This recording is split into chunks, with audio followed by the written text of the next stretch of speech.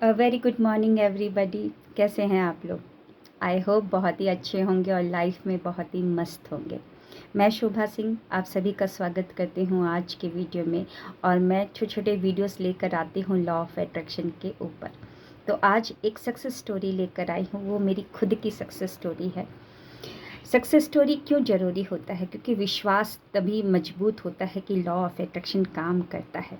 वैसे तो ये सक्सेस स्टोरी मैं कल ही लेकर आने वाली थी, लेकिन आज फुर्सत से ये वीडियो बनाने का मुझे मौका मिला है। थोड़ा सा ये लंबा वीडियो चल सकता है, लेकिन आपको बहुत ही मज़ा आएगा। तो शुरुआत करूँगी उस बात से कि ये मुझे आज रियलाइज़ हो रहा है कि मैं तो पहले से ही बहुत बड़ी डेलिब्रेट क्रिएटर और डेलिब्रेट मैनिफेस्टर थी। भूल चुकी थी कि मैं कुछ भी मैनिफेस्ट कर सकती हूँ। और ये डेलिब्रेट मैनिफेस्टर और डेलिब्रेट क्रिएटर मैं ही नहीं, आप सभी हैं। सबके अंदर वो बहुत ही अपार शक्ति है जिसका उपयोग करके आप कुछ भी अट्रैक्ट कर सकते हैं। इस परमात्मा से, इस यूनिवर्स से आप कुछ भी मांग सकते हैं। जी हाँ, तो आज मुझे रियलाइज़ हो रहा है कि वो शक्ति तो मेरे अंदर पहले ही थी। जिस तरीके से हनुमान जी 11वां अवतार थे शिव जी के, और उनको बचपन में बहुत सारी देवी देवताओं ने शक्तियाँ दी थी। और बचपन में बच्चा कैसा होता है, इधर से उधर उधम मचाता है, उछल कूद करता है। तो वो भी बचपन में बहुत ही नटखट थे, इधर से उधर उछल कूद करते थे, उधम मचाते थे, बाग बगीचे को नष्ट कर दिया करते थे। तो एक ऋषि मुनि ने उनको श्राप दिया था, जिसके कारण वो अपनी सारी शक्तियों को भूल चुके थे। लेकिन जब सेतु को पार करने की बारी आती है, सीता मैया को लेकर आना था, तो सेतु को पार करना था, लेकिन सिर्फ वही पार कर सकते थे, हनुमान जी जा सकते थे। तब जामवंत जी ने उनको याद दिलाया था कि तुम्हारे अंदर क्या शक्तियाँ हैं। और उसके बाद वो उधर गए थे श्रीलंका, और वहाँ पे जाके लंका गए थे, और वहाँ पे जाके सीता मैया से मिलकर आए थे। ये स्टोरी आप सभी जानते हैं। तो ये मैं क्यों बता रही हूँ, ये को रिलेट करने के लिए बता रही हूँ कि वैसे ही ये सारी शक्तियाँ हमारे अंदर थी। बस एक जामवंत चाहिए होता है जो कि एहसास दिला दे, याद दिला दे कि तुम्हारे अंदर शक्ति है। तो इस ज़माने में, इस कलयुग में जामवंत कौन है? जामवंत हमारे सारी सिचुएशन है जो कि हर बार याद दिलाते रहता है। और ये स्टोरी जो सक्सेस स्टोरी है मेरी खुद की है, और ये मैं स्टार्ट करूँगी 2019 में।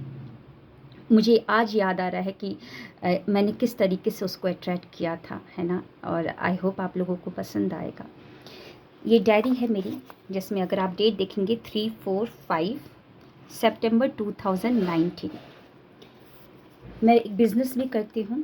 उस बिज़नेस के प्रमोशन के लिए, मतलब उसको आगे बढ़ाने के लिए एक ट्रेनिंग लेने के लिए मैं गई थी लखनऊ में। उस टाइम पे मैं एक्सिस बैंक में मैनेजर लेवल पर थी। जैसे तैसे मैंने छुट्टी लेकर वहाँ पर मैं गई 3 दिन के लिए। 3 दिन के लिए नहीं, करीबन 5 दिन की छुट्टी मैं लेकर गई थी।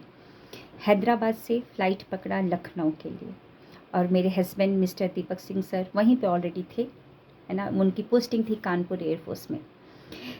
तो 3, 4 और 5 की ट्रेनिंग थी लखनऊ में। एक होटल था, मुझे होटल क्लार्क अवध, लखनऊ में बहुत ही बड़ा होटल है, वहाँ पर ये सेमिनार था। 3 का प्रोग्राम तो बहुत अच्छे से चला गया, और 4 को उन्होंने लिखा कि बोला, जो हमारे ट्रेनर थे उन्होंने बोला कि आपको लिखना है वो सभी चीज़ें जो आप जीवन में चाहते हैं। आप क्या चाहते हैं उसको लिखना है, और प्रेजेंट कॉन्टिन्यूस टेंस में लिखना है। वो पहली ट्रेनिंग थी, मुझे लॉ ऑफ अट्रैक्शन के बारे में कुछ भी पता नहीं था। कुछ भी क्या होता है लॉ ऑफ अट्रैक्शन, मुझे ये सब कुछ नहीं पता था। लेकिन उन्होंने बोला कि आपको लिखना है जो भी लाइफ में चाहिए आपको, जो फ्यूचर है, जैसा आप फ्यूचर चाहते हैं उसको प्रेजेंट कॉन्टिन्यूस टेंस में लिखना है। बस इतनी बात मेरे को समझ आई कि प्रेजेंट कॉन्टिन्यूस टेंस में। तो 4 को ये मैंने, हाँ हाँ, यहाँ पे देखिए 4/9/2019 लिखा हुआ है, डे 2 और 9 बजे लिखा हुआ है। यहाँ पर मैंने एक लाइन लिखी है, ये लाइन शायद आपको दिखे ना, लेकिन मैं पढ़ के बता देती हूँ कि मैंने क्या लिखा है। My husband is now forcing me to go और taking me to jewellery shop with love and gifting me jewellery of my choice. Now he is not thinking before purchasing jewellery for me. ये लिखने का कारण एक ही था कि वैसे तो मैं जॉब कर रही थी और हम लोगों को बोनस मिलता है हर साल। तो जो भी बोनस मेरे को मिलता था तो मैं उसको खर्च करती थी अपने लिए कुछ ज्वेलरी ख़रीदने के लिए, या तो सोना का ख़रीदती थी या जो भी आपको सोना का ही ज़्यादातर ख़रीदा जाता है। तो मैं कुछ ना कुछ सोने का 1 तोला का, कभी 5 ग्राम का, ऐसे ही कुछ अंगूठी या एक नेकलेस बना लिया करती थी, चेन बना लिया करती थी। लेकिन मेरे हस्बैंड मेरे साथ जाते थे ज्वेलरी शॉप में, लेकिन मर्द की एक फ़ितरत होती है कि मर्द को ज्वेलरी पसंद नहीं होता है। उन लोगों को कार और ये सब चीज़ों में ज़्यादा इंटरेस्ट होता है ना। उन लोगों को फ्लैट प्लॉट ख़रीदने में ज़्यादा इंटरेस्ट होता है, ज्वेलरी में ज़्यादा इंटरेस्ट नहीं होता है। तो जब भी मेरे साथ ज्वेलरी शॉप में जाते थे तो वो कोने में बैठ जाते थे और अपने मोबाइल में लगे रहते थे। और मैं मेरे को जो पसंद आता था, मैं डर से मतलब थोड़ा-सा हिचकिचाहट भी अंदर होती थी कि कुछ कहे ना, कुछ कहे ना, और डर से मैं ज्वेलरी खरीदती थी और कुछ ना कुछ बहस ऑब्वियसली हो ही जाती थी कि उनको लगता था कि ये वेस्ट ऑफ मनी है और मुझे लगता था कि नहीं, ये वेस्ट ऑफ मनी नहीं है, ये एसेट है। मैं पहनूँगी, फिर उसके बाद मैं अपनी बेटी की शादी में दे सकती हूँ, या तो अब वो ओल्ड मॉडल ना देकर उस समय में मैं न्यू मॉडल बना लूँगी, है ना, एक्सचेंज करके नया मॉडल का अपनी बेटी को गिफ्ट कर सकती हूँ उसकी शादी में। मेरे मायने में एसेट था, लेकिन उनके मायने में ये एसेट नहीं था, लायबिलिटी था। तो बहसबाजी होती थी। तो इस डर से कि जितने बार मैंने ख़रीदा है हर बार कुछ ना कुछ हुआ है, तो मैंने ये लिख दिया और पूरी भावना के साथ, फीलिंग के साथ जब ये लिख रही थी तो हाथ भी काँप रहे थे और कहीं न कहीं आँसू आ गया था। मुझे इतना तो याद है कि हाँ, मैं रो दी थी, क्योंकि कई बार ऐसा प्रॉब्लम हुआ था ज्वेलरी लेने के बाद। 4th को मैंने ये लिखा है एंड 5th को हमारा 3rd डे हुआ था। 5th के बाद वहाँ से हम लोगों ने लखनऊ से फिर गाड़ी से हम लोग गए कानपुर के लिए, कानपुर एयरफोर्स स्टेशन। और हमारे साथ एक और हमारे साथ लोग गए थे, रमैता प्रफुल्ला मैम, जो कि मिसेज़ एशिया पैसिफिक ओशियन है, मिसेज़ इंडिया है, मिसेज़ झारखंड है। तो उनका एक मीटिंग सेमिनार होने वाला था कानपुर में, तो वो हमारे साथ लखनऊ से कानपुर गई थी। तो उनको हमने ड्रॉप कर दिया उनके होटल में और उसके बाद हम लोग अपने रूम में चले गए थे। तो 5th का था, 5th का डे हम लोग कानपुर में थे, 5th डे को या 5 सितंबर 2019 को। 5th के बाद 6th को उनका कॉल आया रमिता जी का कि मेरा इस सेमिनार हो रहा है, आप लोग कानपुर में ही हैं और मेरा सेमिनार भी कानपुर में हो रहा है, एक बार आप लोग भी अटेंड करेंगे तो बहुत अच्छा लगेगा।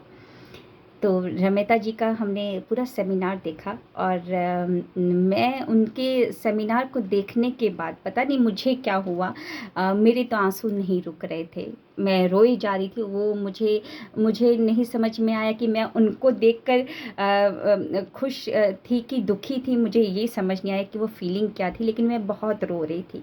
मीटिंग जो सेमिनार ख़त्म हुआ, जब गाड़ी में मैं बैठी तो बहुत रोई ज़ोर-ज़ोर से और मेरे हस्बैंड मेरे साथ बैठे हुए थे। उनको समझ नहीं आ रहा था कि किस तरीके से इसको मनाया जाए। तो वो मुझे एक कानपुर के वहीं पर एक मॉल था, वहाँ पर लेकर गए कि सोचा कि इसको खिला देंगे। तो मैंने तो खाना खाया, खाना खाने के बाद भी रोना मेरा चुप नहीं हो रहा था। फिर उसके बाद उन्होंने बोला कि चलो शॉपिंग कर लेते हैं, तो वो कपड़े के शॉप में लेके गए। तो मुझे कोई कपड़े पसंद नहीं आए, तब भी मेरा पता नहीं अजीब-सा मुझे फीलिंग हो रहा था। तो उनको लगा कि इसको ज्वेलरी बहुत पसंद है, ले चलते हैं ज्वेलरी शॉप में। एक ज्वेलरी शॉप में लेके गए, तो वहाँ पर मुझे कुछ भी ज्वेलरी पसंद नहीं आया। फिर उसके बाद उनको वो मेरे को तनिष्क लेके गए। तनिष्क में उन्होंने बोला कि तुम देख लो तुमको क्या चाहिए। तो मुझे तो लग रहा, मतलब डर, वो फिर से वो एहसास आ रहा था कि अभी तो ख़रीदने के लिए बोल रहे हैं, फिर बाद में घर जाने के बाद लड़ाई झगड़ा होगा। तो मैं डर के छोटे-छोटे आइटम देख रही थी, लाइक रिंग देख रही थी। रिंग देखा तो पसंद नहीं आ रहा था, कुछ भी मैं नाप रही थी, देख रही थी। फिर उसके मेरे बाजू में ही एक लेडी थी, वो उन्होंने ज्वेलरीज देखी थी, डायमंड की नेकलेस देखे थे। तो वो डायमंड के 2-3 सेट ऐसे ही रखे हुए थे। तो मेरे हस्बैंड की एकदम से नज़र गई। मैं तो अवॉइड कर रही थी, मैं तो देख रही थी कि हाँ वहाँ पे डायमंड पड़ा हुआ है, लेकिन डर से उसको देखने के बाद भी मैं इग्नोर कर रही थी। लेकिन मेरे हस्बैंड की नज़र जब गई तो मेरे हस्बैंड ने बोला एक बार ट्राई कर लो। मैंने बोला कि नहीं मुझे ट्राई नहीं करना, कोई बात नहीं, ये अंगूठी ठीक है, ये लेके चलते हैं। तो उन्होंने बोला नहीं, एक बार ट्राई कर लो। फिर भी दोबारा मैंने मना किया कि नहीं, मेरे को ट्राई नहीं करना है। डायमंड, आज तक मेरे ख़ानदान में किसी ने डायमंड नहीं पहना है, ना ही डायमंड ख़रीदा है। और डायमंड के लिए बोल रहे हैं, पहनने के लिए बोल रहे हैं। और मन ही मन सोच रही थी कि पहनवा तो लेंगे, फिर उतरवा भी लेंगे, बोलेंगे कि उतार के रख दो, है ना। लेकिन फिर उन्होंने बहुत फोर्स किया तो मैंने उसको पहना। और पहना तो उन्होंने बोला कि ले लो इसको, ले लो। हाँ, ये एक लाइन बोला कि ले लो, ले लो। तो हाँ, उस समय तो उन्होंने बोला कि नहीं, बहुत सुंदर लग रहा है, तुम पे बहुत ही जच रहा है, इसको ले लेते हैं। उस दिन इतना बड़ा मेरे लिए दिन था, आंसू रुक नहीं रहे थे, थम नहीं रहे थे। और उस समय परमात्मा याद आ रहे थे कि वैसे ये जो मैंने लिखा था उस टाइम पे, ये लिखावट मुझे याद नहीं आया था कि हाँ मैंने ऐसा कुछ 4th को लिखा है। और ये मेरे साथ घटित हो रहा है 6 तारीख को, 6 तारीख को घटित हो रहा है। 4th को लिखा और 6 तारीख को, 5th को सेमिनार था और 6 तारीख को रमेता प्रफुल्ला जी का सक्सेस सेमिनार था और 6 तारीख को ही हम लोग गए हैं। उस समय तो आंसू नहीं रुक रहे थे और मेरे हस्बैंड भी कहीं ना कहीं इमोशनल थे कि पहली बार उनके भी खानदान में डायमंड लिया जा रहा है, पहली बार, है ना। हम दोनों बहुत ही इमोशनल थे। और क्रेडिट कार्ड से उस दिन हम लोगों ने ये तनिष्क का, ओके, और क्रेडिट कार्ड से हम लोगों ने उस दिन परचेज़ किया। ये आप लोगों को मैं बस ये बताना, ये नहीं बताना, अब मैं अपनी एसेट नहीं दिखा रही हूँ आप लोगों को, ये बताना चाहती हूँ कि जब एक डायलॉग आपने सुना है, शाहरुख खान जो शाहरुख खान ने मूवी में बोला है, किसी चीज़ को अगर दिल से चाहो तो पूरी कायनात उससे मिलवाने के लिए साजिश करने लगती है। जी हाँ, वो साजिश ही था कि मैंने 4th को इतनी भावना डाल के ये चीज़ को लिखा। जब मैं लिख रही थी तो हाथ काँप रहे थे, कहीं ना कहीं खुशी के आंसू भी थे, क्योंकि मैं प्रेजेंट कॉन्टिन्यूस टेंस में लिख रही हूँ कि माई हस्बैंड इज़ नाउ फोर्सिंग मी, और वो लव एंड गिफ्ट अफेक्शन से मुझे गिफ्ट कर रहे हैं। तो साजिश ही रचा ना ऊपर वाले ने कि 5th को मीटिंग ख़त्म हुआ, 5th को मेरी गाड़ी में मेरे साथ मिसेस एशिया पैसिफिक ओशन गई हैं। 6th को उनका सेमिनार है कानपुर में, और 6th को जो उन्होंने जो ज्वेलरी पहना था वो भी डायमंड का ही था। कहीं ना कहीं वो डायमंड के नेकलेस उनके गले पे देखकर मुझे लालच, जेलस आ गया था कि मेरे पास क्यों नहीं है, वो इतनी सुंदर लग रही है तो मैं क्यों नहीं लग सकती हूँ। वो जेलसी होगा शायद जो मेरे आंसू को नहीं थमा रहा था। और मेरे हस्बैंड लेके गए मुझे चुप कराने के लिए, खाना खिलाया, कपड़े की शॉपिंग करवाई, ज्वेलरी शॉप में लेके गए, फिर तनिष्क में लेके गए। और ये है यहाँ पर क्रेडिट कार्ड का जो स्वैप किया था वो रसीद भी है, 6/9 की ये बिलिंग है, ओके। तो एक ही बार 6/9, यहाँ पे डेट लिखा हुआ है 6 बजे हमने 6 बजे किया है, 6/9/2019 को। और पूरा का पूरा जो ज्वेलरी था 1,64,203 का। इतना तो अमाउंट नहीं था, लेकिन क्रेडिट कार्ड से स्वैप किया और वो एसेट को, वो ज्वेलरी को, मेरा ड्रीम को मैंने पूरा किया। और वो डायमंड जो नेकलेस है ये डायमंड नेकलेस है, ओके। सो मैं आप सभी को बताना चाहती हूँ कि हाँ, हमारे अंदर शक्ति है, बस एहसास करना होता है। आप भी कोई भी चीज़ को मैनिफेस्ट कर सकते हैं। 2 दिन के अंदर मेरा मैनिफेस्टेशन हुआ है, ट्रू हुआ है। पहले भी तो मैं कोशिश करती थी ज्वेलरी ख़रीदने का, लेकिन क्यों नहीं करती थी, डर से, नहीं नहीं नहीं नहीं हो पाएगा, नहीं हो पाएगा। लेकिन उस दिन भावना डाली इसीलिए जितने भी बड़े बड़े लॉ ऑफ अट्रैक्शन के कोच हैं वो क्या बोलते हैं, आप कितने भी प्रेयर कर लो, कितने भी अफर्मेशन बोल लो, कितना भी अच्छा स्क्रिप्टिंग कर लो, विजुलाइजेशन कितना भी अच्छा कर लो, कितनी भी अच्छी आप ग्रेटिट्यूड वॉक कर लो, लेकिन अगर भावना नहीं है तो सब कुछ व्यर्थ है। तो भावना से अगर आप कुछ भी बोलेंगे ना तो झट से आपके ड्रीम्स पूरे हो सकते हैं। ओके, सो मेरी ये सक्सेस स्टोरी आपको कैसे लगी? शक्ति आपके अंदर ही समाई हुई है, बस भावना डालिए, जो चाहते हैं पहले लिख लीजिए कि क्या आपको लाइफ में चाहिए। ओके, लिख लीजिए, फिर स्क्रिप्टिंग करिए, फिर विजुलाइजेशन करिए, पूरी भावना के साथ करिए। भावना है तो सब कुछ आपको जल्दी वो पूरा करके देगा परमात्मा। सो मेरी सक्सेस स्टोरी कैसी लगी कमेंट में ज़रूर बताइएगा। और मुझे आज याद आया, वैसे मुझे नहीं पता था कि मैं पहले से ही इतनी बड़ी डेलिब्रेट क्रिएटर हूँ, डेलिब्रेट मैनिफेस्टर हूँ, और आज मैं लॉ ऑफ अट्रैक्शन की कोच हूँ। तो कहीं ना कहीं मुझे याद आया कि अरे ये तो मैंने मैनिफेस्ट किया था। क्यों मैनिफेस्ट किया था? कि बस एक भावना डाली थी और कुछ नहीं। सो आपके कमेंट बताएंगे कि आज की ये सक्सेस स्टोरी आपको कैसी लगी। मिलते हैं नेक्स्ट वीडियो में बहुत जल्दी। Thank you, wish you wealth.